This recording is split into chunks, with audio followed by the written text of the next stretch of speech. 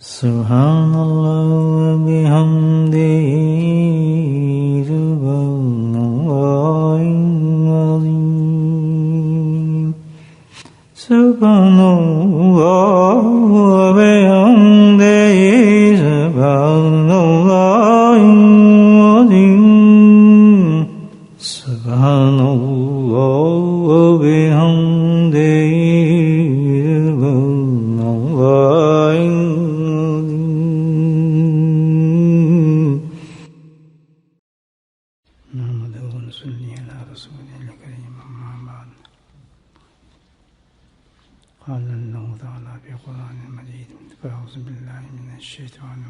بسم الله الرحمن الرحيم إن الله وملائكته يصلون على النبي يا أيها الذين آمنوا صلوا عليه وسلموا تسليما اللهم صل على سيدنا مولانا محمد المعدن الجود والكرم اللهم صل على سيدنا مولانا محمد وآله الخلف والروح اللهم صل على سيدنا مولانا محمد وآله وصحبه وبارك وسلم أما بعد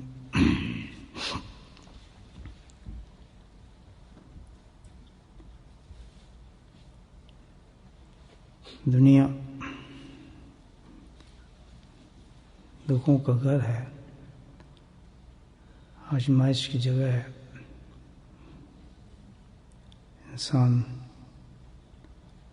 جب تک زندہ رہتا ہے مختلف آزمائشوں کے ساتھ گزرتا رہتا ہے۔ پریشانی، مفلسی، تنگ دستی، زیادہ دولت، کم دولت، تمام اپس اینڈ ڈاؤن جو ہے اس دنیا کا حصہ ہے۔ بیماری بھی آتی ہیں، پریشانی بھی آتی ہیں، مصیبتیں بھی آتی ہیں انسان پر، اور انسان نے اسی طرح اس میں زندگی گزارنی ہے۔ انہی چیزوں سے اللہ انسان کے درجات بھی بلند فرماتے ہیں، اونچا بھی کرتے ہیں، نیچا بھی کرتے ہیں۔ تو بھائی حقیقت میں جو یہ واقعات انسان کے ساتھ پیش آتے ہیں، جو زندگی میں ہیں، یہ تو مقدر میں ہے، جو چیز ہونی ہوتی ہے انسان کے ساتھ موجود ہے ہی وہ تمہارے لیے۔ تو مصیبت یہ ہو جاتی ہے کہ ہم ان واقعات کو، ان حادثات کو، ان چیزوں کو تسلیم نہیں کرتے، ایکسیپٹ نہیں کرتے، جس سے وہ پریشانی اور مصیبتیں جو اور انسان کی بڑھ جاتی ہیں، پریشانی در پریشانی انسان کی لگ جاتی ہے۔ تو اس زندگی کو ان تمام پریشانیوں کے ساتھ آسان کیا جا سکتا ہے اگر انسان نبی کریم صلی اللہ علیہ وسلم کی ارشادات پہ غور و فکر کرے، تو اس میں انسان کو حل مل جاتا ہے۔ اور ہونا تو وہی ہے جو ہونا ہے، ہونا تو وہی ہوتا ہے جو ہونا ہے، لیکن اس ہونے سے پہلے بھی ہم پریشان رہتے ہیں، ہونے کے بعد بھی ہم مردہ ہو جاتے ہیں، اور تسلیم کرنا کسی بات کا بھی ہمارے لیے بہت مشکل ہوتا ہے۔ جیسے ایک آدمی مریض ہے، اس کو مرض کا بتا جائے تو اور بھی زیادہ مریض ہو جاتا ہے پریشانی کی وجہ سے۔ تھوڑی سی تکلیف ہو، اس کو یہ تکلیف لگتا ہے یہ ایسا ہے، تو اس کی اور زیادہ تکلیف بڑھ جائے گی۔ تو یہ سب چیزیں ہیں کہ چیزیں جو ایسی خود بخود انسان اس کو اور بڑھا دیتا ہے۔ لیکن اس زندگی کو ہم بڑے آرام سے ساتھ اور مقابلے کے ساتھ گزار سکتے ہیں، جس میں ہمارے انعامات بھی بڑھ سکتے ہیں۔ اب نبی کریم صلی اللہ علیہ وسلم کی ارشادات پہ ہم عمل کریں تو اس کا بہت آسان طریقہ ہے، کیونکہ ہم سب اس میں سفر کرتے ہیں۔ ایک بڑی نقصان کی چیز یہ ہے کہ جب ایسے انسان کے ساتھ حالات یا حادثات ہیں تو پھر وہ دین سے بھی پھرنا شروع ہو جاتا ہے، پیچھے کی طرف ریورس ہونا شروع ہو جاتا ہے، اور وجہ ہے کہ آگے جائے اور پیچھے مصائب سے بس کیا جی تو ختم ہو گیا معاملہ، کچھ بھی نہیں ہے۔ بہت سے لوگ جو ہیں ڈسہارٹ ہو جاتے ہیں، نا امید ہو جاتے ہیں، اور اچھے سے چلتے ہوئے پیچھے کی طرف ریورس کر جاتے ہیں۔ تو یہ بہت بڑی خطرناک چیز ہے دوستو، بہت بڑی خطرناک چیز ہے۔ بعض تو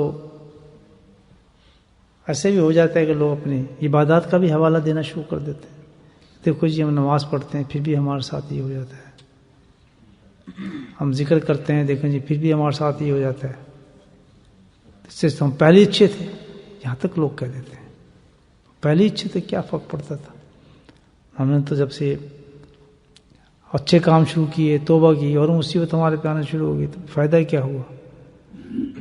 تو اس قسم کے بھی یہ بالکل جو ہے کفری کلمات نزدیک انسان کو لے جاتا ہے۔ کیا ہے پریشانی، مصیبت ہے، وجہ کیا ہے کہ اس کا حل جو اصل ہے ہم اس کو نہیں کرتے، اگر وہ حل کر لیں انشاءاللہ کوئی بھی پریشانی انسان کی نہیں رہ سکتی۔ پریشانی ہوگی، واقعات تو ہوں گے، کئی مثالیں ہیں، آپ دیکھیں کیسے کیسے اس کی مثالیں ملتی ہیں ہر زمانے کے اندر، آپ کو نظر آئے گا موجود ہے۔ کیا چیز ہے جس سے انسان اگر اس کو کر لے تو انشاءاللہ کام بن جاتا ہے آدمی کا، اور مصیبت ہو بھی تو سمجھو مصیبت ٹل جاتی ہے انسان کی۔ پہلے تو یقین جی کر لے کہ جو کچھ بھی ہو رہا ہے اللہ کی طرف سے ہو رہا ہے، بھائی کوئی انسان نہیں کر سکتا، جو آنے والی چیز اس کو روک نہیں سکتا، اور جانے والی چیز کو کوئی لا نہیں سکتا، یہ تو بات ہے۔ تو یہ سب چیز دعائے مسورہ ہے نبی کریم صلی اللہ علیہ وسلم کی، آپ نے دعا کی شکل میں ہمیں علاج دیے ہیں، دعا مانگنے سے، دعا کا مطلب یہ ہے کہ یہ کام کریں، اور دعا کیوں مانگیں تاکہ اس میں ہیلپ ملے، اللہ کی طرف سے آپ کو کرنے میں طاقت بھی ہے، اور آپ اس میں استعداد سے کریں، بہت پیاری بات ہے، اور بہت بڑا نسخہ ہے الحمدللہ جی۔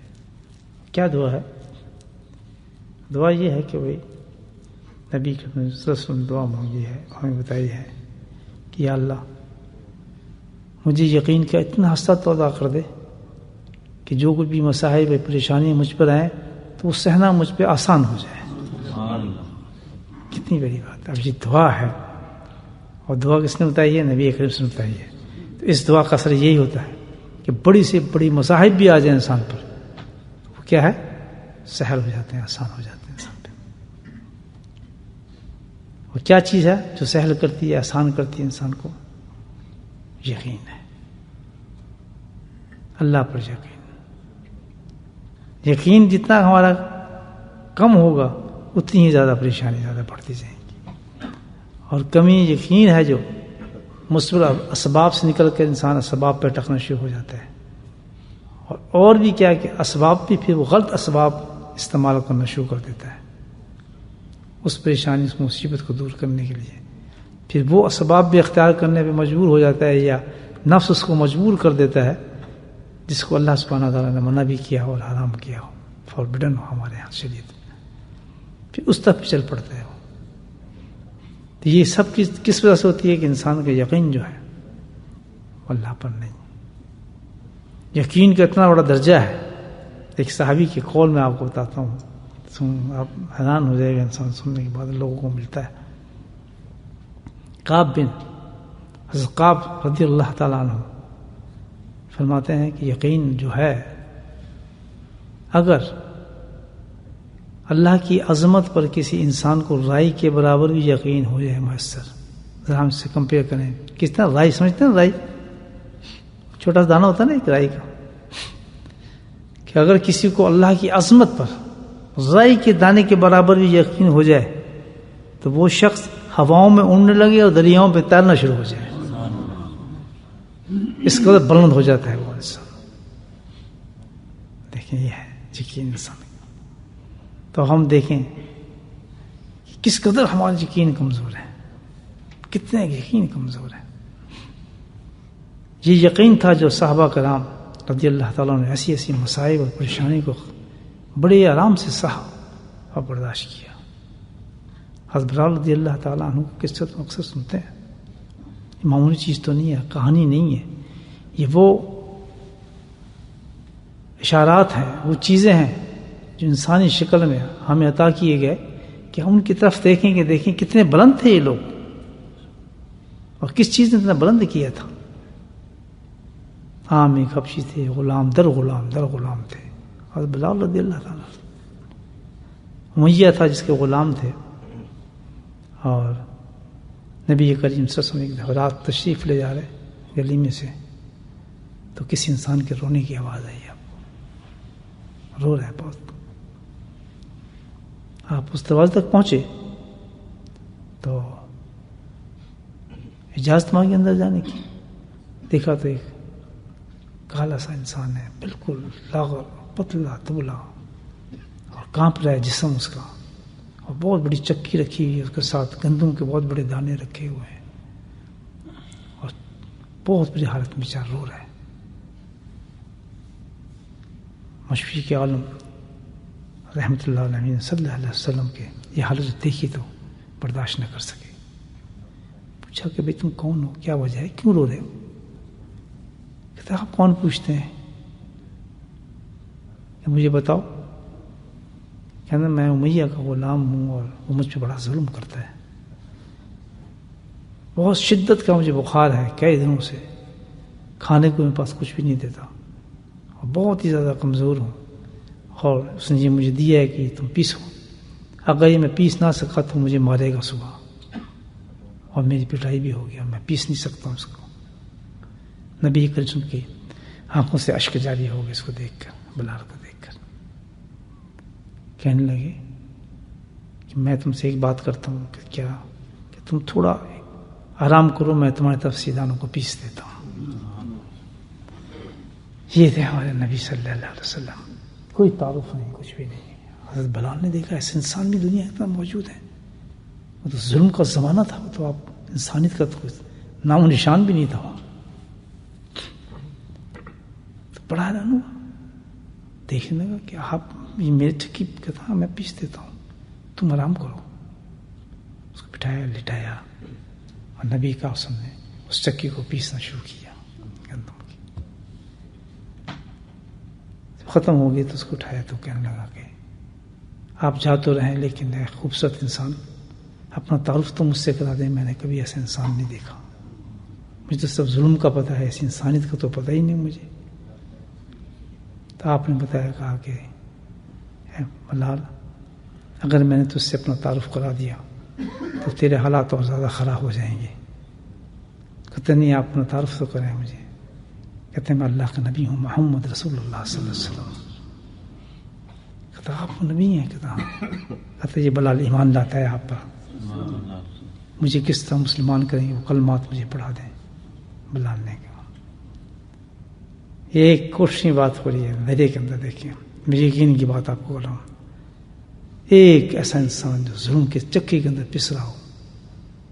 انہوں نے کہا تو ایمان لیا ہے بلال، اب یہ خیال رکھنا اس کا تذکرہ نہ کرنا تو اپنے مالک سے، کیونکہ معلوم ہے تجھے کہ یہ تو کچھ نہیں، پھر اب تیرے ساتھ ظلم شروع ہوں گے.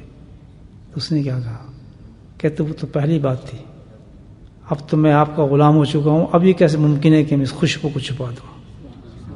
اب تو یہ بات ظاہر ہوگی جو کچھ بھی میرے ساتھ ہو جائے. چنانچہ اس نے اپنا ایمان کا اظہار کر دیا اپنے مالک سے. پھر تو آپ جانتے ہیں جو ظلم ہوئے حضرت بلال پر، مٹیوں پہ لٹایا گیا، انگاروں کو روٹا گیا، کتنے بڑے بڑے ظلم کے ساتھ اس نے کس شخص نے کیے ہوئے، لیکن احد ہی نکلا زبان سے. یہ کیا سب چیز تھی؟ یہ وہی دعائے معصورہ نبی پاک صلی اللہ علیہ وسلم نے سے کہی کہ ہر مشکل انسان کے جو ہے یقین، جتنا بلند یقین ہوگا اسی قدر اس کی مشکلات اس کی آسان ہونا شروع ہو جائیں گی. مشکلات خود ہی آسان ہونا شروع ہو جاتی. یقین ہو اللہ پہ، پکا پکا یقین ہو بھائی. اور وہی بلال اس یقین کو بڑھاتے چلے گئے، کم نہیں کیا. حتیٰ کہ وہی اس طرح میں نے آپ کو اصحاب کی رضی اللہ تعالیٰ کی مثال آپ کو دی ہے کہ وہی بلال تھے جب یقین بلند ہوتا گیا، اس حالت میں بھی ہوتا گیا. وہی بلال تھے کہ اللہ کے نبی صلی اللہ علیہ وسلم نے ان کے پاؤں کی آواز اوپر عرشوں پہ سنی، زمین پہ تھے اور اوپر سے آواز آتی تھی. تو پہنچا بلال تم فیل کیا کرتے ہو، عمل تمہارا کیا ہے کہ تم رہتے میرے ساتھ اور چلتے آسمانوں پر ہو. تو یہ پھر ان کا مقام دیکھیں. تو مصاحب اور مصیبت ہے یہ تو بھائی ہونا ہی ہوتا ہے انسان کے ساتھ. لیکن ایمان اور مومن والوں کو سمجھنا چاہیے کہ یہ بلند کرنے کے لیے انسانوں کے لیے ہوتے ہیں، کم کرنے کے لیے نہیں ہوتے. ہاں اگر رائٹ وے پہ چلا جائے، مفلسی بھی آئے گی، تنگ دستی بھی آئے گی، پریشانی بھی آئیں گی، بھوک ننگ بھی آئے گا. عذاب بصرہ کی ایک بات مجھے پھر یاد آتی ہے، یقین پر پیش کر دوں آپ کی خدمت میں اگر اجازت ہو تو. آپ نے صدقہ کیا کوئی عذاب بصرہ تو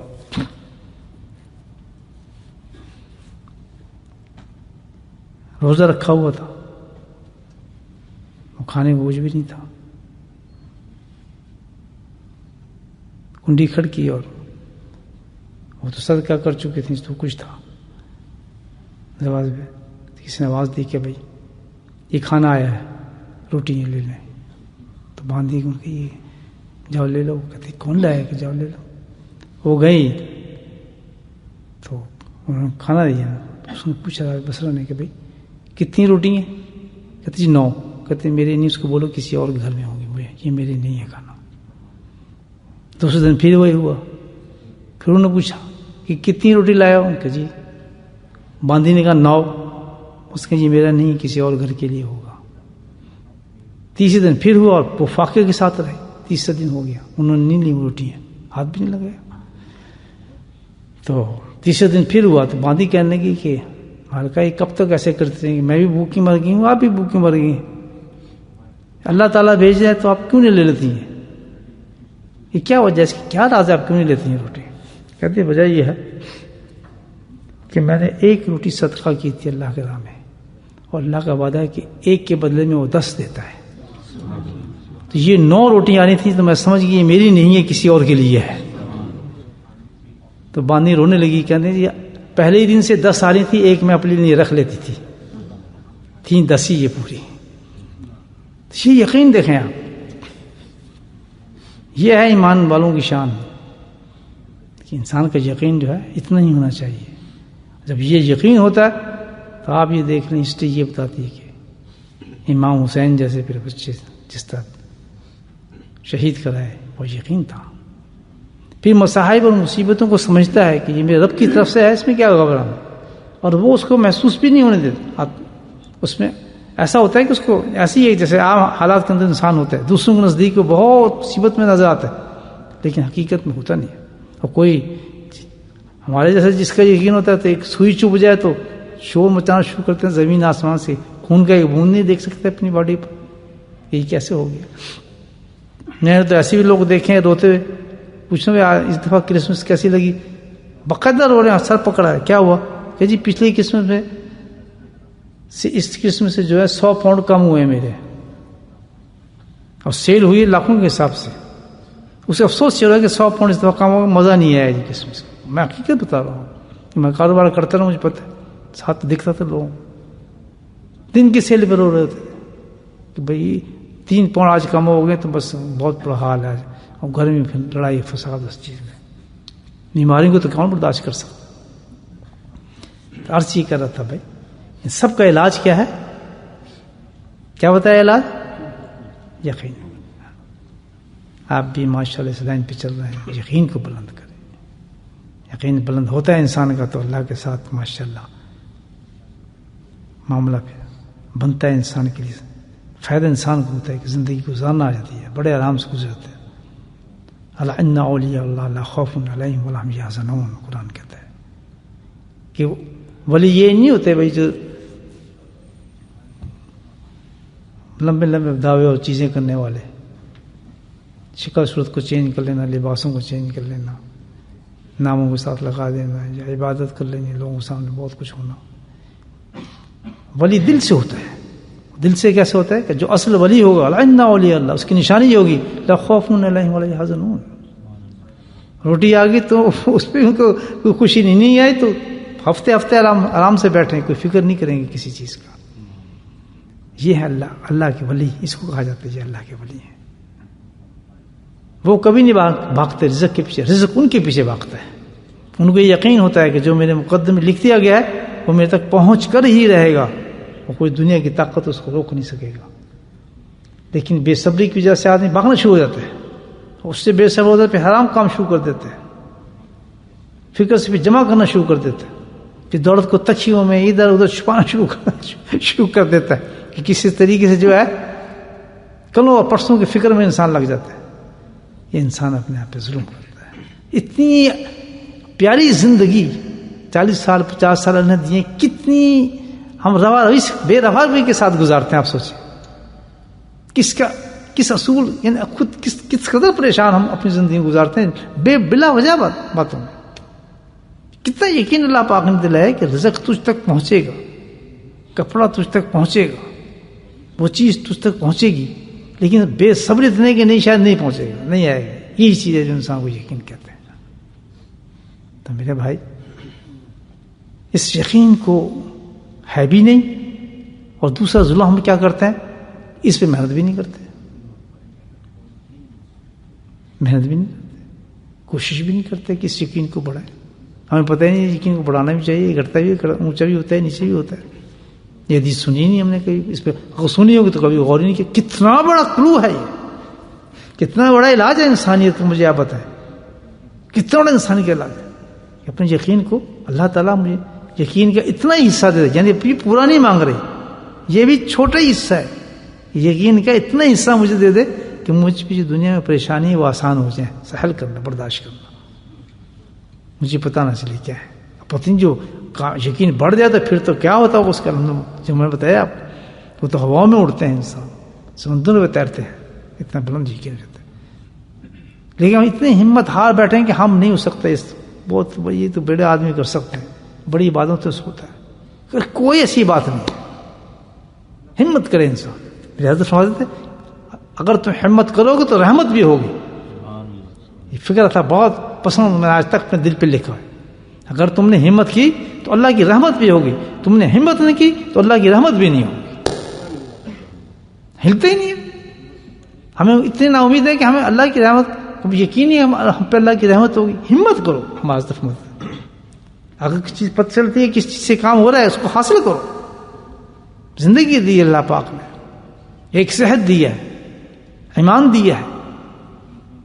آنکھوں سے آنسو نکلتے ہیں اس وقت، میرا دل رو رہا ہے اس وقت. کیوں کہ اللہ تعالیٰ تو نے مجھے ایمان دیا، اور ایمان کے ساتھ تو نے مجھے صحت دی، جیسی صحت دی. شکر شکر شکر اللہ کا، اتنا شکر کہ جس کا انتہا نہیں کر سکتا آدمی. ان دونوں چیزوں کا ملاپ تو نے مجھے دیا، تو ان دونوں کو چیزوں کے ساتھ میں نے کام کیا کیا، میں تیرے گھر میں آ کے تیرا ذکر کر رہا ہوں. کتنی پیاری بات ہے. یعنی اس کو ضائع نہیں کیا ہم نے. لیکن سوچنا پڑے گا کہ دونوں چیزیں کس وجہ سے ہوئی ہیں. اللہ کی ایک عطائی چیز تھی ہم پہ جو دی گئی، پہلے ایمان. یعنی ایمان نہ ہو، صحت کتنی بھی ہو، آدمی تو پھر اور کام کرے گا.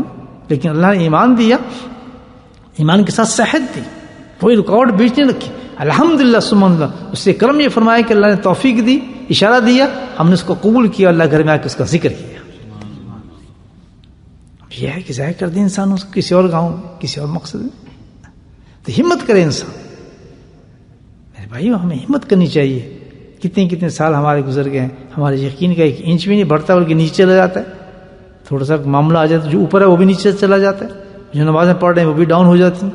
ذکر کرتے کرتے تسبیح ہاتھ سے چھوٹ جاتی ہیں. جی فائدہ کچھ نہیں. ایک چیز تو یاد کرو کہ جو ہونا ہے نا، یقین پکا ہو انسان کا. اور ہر چیز یہ اللہ تعالیٰ نے اپنا تعارف کا عظیم الحکیم ہے. دنیا کا ہر کام جو چل رہا ہے اللہ کی حکمت سے چل رہا ہے. کوئی کام بغیر حکمت کے نہیں ہے. اللہ تعالیٰ کا یاد رکھو. آج میرا اور آپ کا تعارف ہوتا ہے، یہ بھی حکمت ہے. میرا کسی رشتہ ہوتا ہے، یہ بھی اللہ کی حکمت ہے. ہر کام جو اللہ کی حکمت پہ چلتا ہے. گاڑی چلتے چلتے پنچر ہوگی، خوش ہو جاؤ، اللہ کی حکمت ہے، اس میں کوئی وجہ ہے. ختم ہو جائے گا. لیکن اس حکمتوں کو ہم نے سمجھتے ہی نہیں کہ حکمت ہے بھی کوئی اس کے پیچھے. ہم اپنی چیزوں کو دیکھتے ہیں کہ نہیں، یہ وجہ یہ ہے کہ یار یہ نہ ہوتا تو میری گاڑی پنچر ہوتی تو آج میں جا کے یار دکان پہ چلا جاتا، ٹائم پہ پہنچتا، اتنے پیسے کما لیتا، یا میں نوکری پہ نہ جاتا تو یہ ہو جاتا، میں فلاں کر لیتا، یہ کرتا. ہزاروں سٹوری ادھر شروع ہو جائیں گی. لیکن یہ پتہ نہیں کہ ہو سکتا تھا اور ہو جاتا ہے کہ جس کو تو سمجھ جائے اگر یہ ایسا نہ ہوتا اور واقعی تو چلا جاتا تو کتنا بڑا حادثہ تیری زندگی میں ہو جاتا. اللہ نے ہو سکتا ہے اس کو چیز کو کور کیا ہوتا ہے. تو جو کام ہو جائے اللہ کی طرف سے، کوئی بیماری آ جائے، کچھ بھی آ جائے، تو ہمیں کرنا کیا چاہیے؟ بجائے رونے کے شکر اللہ کا کرنا چاہیے کہ تیری حکمت ہے میرے مولا، ہم راضی ہو جائے گا. اس کو کہتے ہیں یقین کا کچھ حصہ انسان کا بلند ہوتا ہے. اس طرح تو میرے بھائی یہ بات سمجھیں کہ اب ہماری کمی کیا ہے کہ اپنے یقین کو ہم اونچا کریں اور ٹٹولیں یقین کو، جس کے اللہ نے کہا ہے اللہ خوف علیہم ولا یحزنون. اللہ اولیاء اللہ انسانوں ہی پیدا ہوتے ہیں. نہیں، 2 مثالیں آپ کو دی ہیں میں نے، انسان ہی تھے نا. حضرت بلال انسان تھے، فرشتہ تو نہیں تھے. عذاب بصری انسان تھے، فرشتہ تو نہیں تھی، لیکن بلند کیا انہوں نے اپنے یقین کو. ہر چیز آسان ہونا شروع ہوئی ان کے لیے زندگی. تو میرے بھائیو یقین کو بلند کیا جائے، بلند کرو. اللہ سبحانہ تعالیٰ نے اس یقین کو بلند کرنے کے لیے ہمیں اللہ کا ذکر عطا فرمایا. جی لیں حدیث سے بتا رہا ہوں، صاف کہا ہے کہ جو انسان جتنا اللہ کا ذکر کرتا ہے اتنے قریب ہوتا چلا جاتا ہے، اور جتنے غفلت برتتا ہے اتنے دور ہونا شروع ہو جاتا ہے. حتیٰ کہ اس کے جو کلمات ہیں کتنا قرب ملتا ہے کہ جو ہم کلمات پڑھتے ہیں، اللہ کا ذکر ہم کرتے ہیں، یہ کلمات زمین پہ ہم ادا کر رہے ہیں، یہ ضائع نہیں ہو رہے، یہ مٹ نہیں گئے. جو کل صبح آپ نے ذکر کیا الحمدللہ الحمدللہ الحمدللہ، اللہ نے کرایا، ہم نے کیا کیا؟ کس نے کرایا؟ انہیں مولا نے کرایا. جو اللہ نے وہ ذکر کرایا تو کیا ختم ہو گیا؟ مٹ گیا. میرا آنا، میرا بیٹھنا، آپ کا آنا، آپ نے اٹھنا، جو اللہ نے توفیق دی اور طاقت دی اللہ کے کرم سے، بستر سے اٹھایا، وہاں بٹھایا، تو ختم ہو گیا. حدیث جب کوئی بندہ اللہ کا ذکر کرتا ہے وہ زمین پہ رہتا نہیں ہے. کلمات یہ اتنے بلند کلمات ہوتے ہیں جو اللہ نے ہمیں کرنے کے دی. لا الہ الا انت سبحانک انی کنت من الظالمین، یا حی یا قیوم برحمتک استغیث، پوری دنیا پہ چھا جاتا ہے یہ کلمہ. یا حی یا قیوم، کتنا بڑا کلمہ ہے. میدان بدر کے اندر نبی کریم صلی اللہ علیہ وسلم ساری رات اس کلمے پر پڑھتے رہے، یا حی یا قیوم، یا حی یا قیوم. کیا کلمہ ہوگا یہ مجھے بتایا. تو اس مقام پر اللہ تعالیٰ سے تعلق پیدا کر رہے ہیں اس کلمے کے وسیلہ وساطت کے ساتھ. نبی پاک صلی اللہ علیہ وسلم پورے حالات کو بدل دیں گے لیے معمولی چیز تو نہیں. تو یہ کلمات جب انسان پڑھتا ہے یہ رہتے نہیں، بلکہ کیا ہے کہ جب بندہ ذکر کرتا ہے اللہ تعالیٰ کے کلمات کے ساتھ، وہ اتنی قیمتی چیزیں ہوتی ہیں، وہ چھوٹی چیز نہیں ہوتی کہ وہ کلمات اس وقت زمین پہ رہ ہی نہیں سکتے، بلکہ وہ ہواؤں میں اڑتے ہیں، آسمان کی طرف چلنا شروع ہو جاتے ہیں. چلتے چلتے چلتے ان کا مقام جو ٹھہرنے ہوتا ہے وہ کیا ہے؟ وہ عرش کے اوپر ہوتا ہے، اور پھر عرش کے گرد وہ چکر کاٹنا شروع کر دیتے ہیں.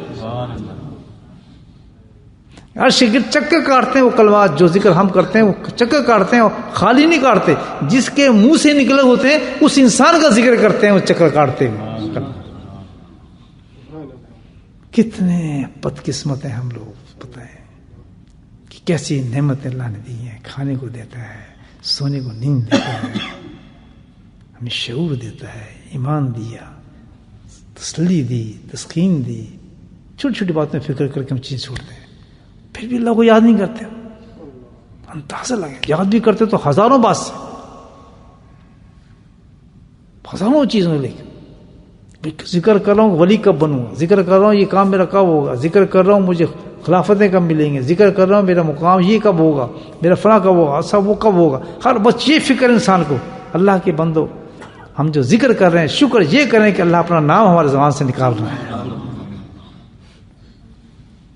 کس طرح انسان زندگی کو ضائع کرتے کرتے قبر میں چلا جاتا ہے، اور جس وقت قبر میں جا رہا ہو اس کو اٹھا کے پوچھے میرے بچے تم نے اللہ کا ذکر زندگی میں، تیری زندگی 60 سال کی تھی، تم نے زندگی اللہ کا ذکر کتنے دن کیا؟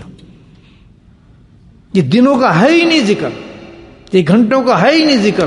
یہ ذکر تو ہوا ہے کہ ہر وقت بندے کو اللہ کے ساتھ ہونا چاہیے. اس کا جواب تو یہ کہ میں غافل کب ہوا. کسی اللہ والے سے پوچھو نہ جاتے، جب قبر میں جاؤ اس سے پوچھے تم نے ذکر کتنا کیا، تو یہ پہلے کہے کہ میں غافل کب رہا. میں تو غافل رہا ہی نہیں، میں تو قلوب کے ساتھ صرف اللہ ہی کو یاد کرتا رہا، وجود کے ساتھ.